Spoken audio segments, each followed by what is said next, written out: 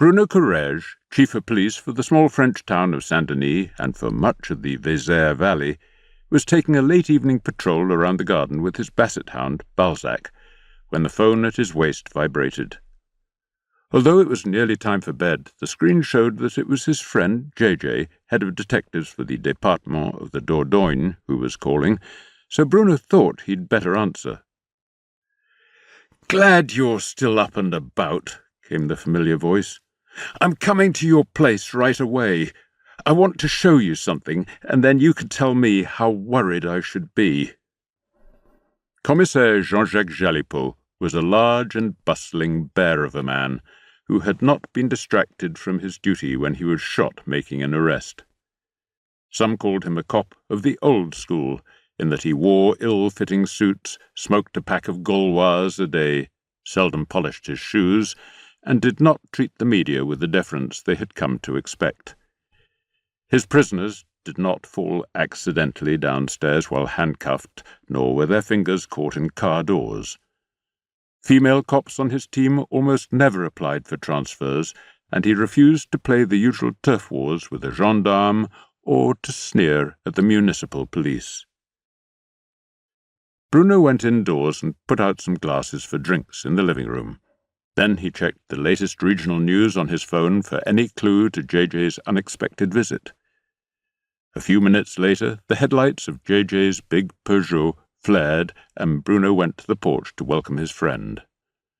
Josette, JJ's driver and aide, reversed into the driveway and stepped nimbly out. JJ took more time to extricate himself from the passenger seat. He emerged carrying a small evidence bag. "Welcome," said Bruno. "It's too late for coffee, but do you want wine or something stronger?" "I'll have a glass of your homemade vin de noix, since I know it has wine plus eau de vie," said JJ. Josette asked for mineral water. Once installed in Bruno's living room with his drink, JJ tossed the bag toward Bruno. "You're the military man with the croix de guerre," he began in his usual abrupt way. "What can you tell me about the bullet, beyond the fact that it's a 12.7mm caliber and 108mm long, with what look like Russian letters stamped into the base?" Bruno managed to catch the bag without spilling his drink, surprised not only by the unexpected nature of JJ's inquiry, but also by his friend's confident expectation that Bruno could answer all questions concerning war, weapons, and the military in general. Then he recalled that it was many years since all young Frenchmen had been required to do at least a year of military service, and by going to university and then enrolling in the police, JJ had been spared that.